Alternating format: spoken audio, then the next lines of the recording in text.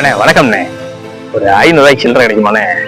சில்லறை இல்லையே, கொஞ்சம் பாருங்கண்ணே. எப்படியாது ரொம்ப சில்லறை வேணும்ண்ணே. அவசரம் பார்த்து ரொம்ப நாள் ஆச்சு. ஆட்டையை போட்ட வேண்டியதான். ஒண்ணு பண்ணுங்க, அங்க ஒரு பெட்டி கடை இருக்கு, அங்க போனா சில்லறை கிடைக்கும். வாங்கண்ணே, போய் வாங்கிட்டு வந்துடலாம். இல்ல இல்ல, இந்த பையன் நான் வந்து ஃப்ரெண்ட்ஸ்ல கொடுக்குறேன், முக்கியமான வேலை இருக்கு எனக்கு. அண்ணே பையன் நான் கொடுக்க மாட்டேன்னா, உங்க ஃப்ரெண்ட் என் ஃப்ரெண்ட் மாதிரி இப்படியாவது வாங்கி கொடுங்கண்ணே. அப்ப நீங்க ஒண்ணு பண்ணுங்க, நில்லுங்க. ஏன்னு கேட்ட தெரிஞ்ச போனா தான் கொடுப்பாங்க. நீங்க நில்லுங்க, நான் போய் வாங்கிட்டு வந்துடுறேன். சரி, எப்படியாவது வாங்கிட்டு வாங்க.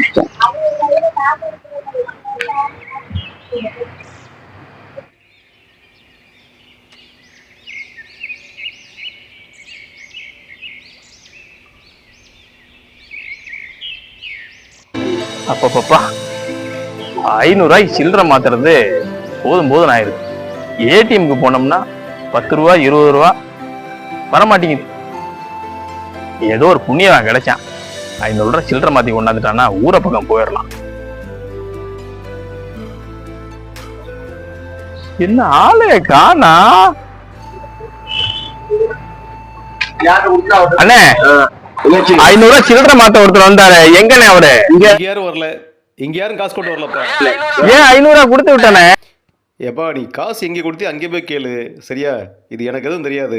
ஒரு இடத்த காலி பண்ணு. அங்கே போய் கேட்கவா?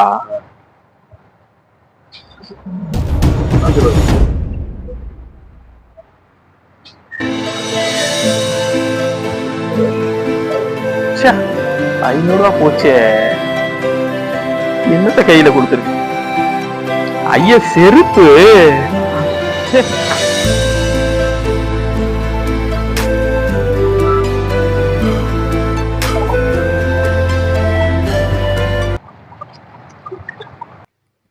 ஒழிஞ்சது போதும், உடனே வா. அந்த ஆள் போயிட்டான். போயிட்டாரா? அந்த ஆளு பைத்தியக்கார மாதிரி போயிட்டான். போயிட்டாரா? யோ, 500 ரூபாய் காசு எங்கயா? இன்னைக்கு என் 500 ரூபாய் காசு கிடைக்கல, நான் போலீஸ் ஸ்டேஷன் போக விட மாட்டேன் உங்களை. போலீஸ் ஸ்டேஷன் போனா உன்னை இருக்கிற பேண்ட் ஷர்ட் எல்லாம் அவுத்துட்டு உட்கார வச்சிருவாங்க. யோ, என்னையா சொல்றீங்க? 500 ரூபாய் காசு கொடுங்கயா, நான் ஊருக்கு போகணும். இது என்ன அம்பா போச்சு? உனக்கு ஒரு பங்கு 150 ரூபா வாங்கிட்டு போ. இந்த புடி, உன் பங்க புடி, 150 ரூபா. யாரு பங்கு, யாரு காசு, யாருக்கு பங்கு கொடுக்குறீங்க? யோ வாங்கிக்கையா. ஏன் காசு எனக்கு பங்கு கொடுக்குறீங்களா நீங்க? வாங்கிட்டு போ, போ. யோ, ஊருக்கு போகணும்யா.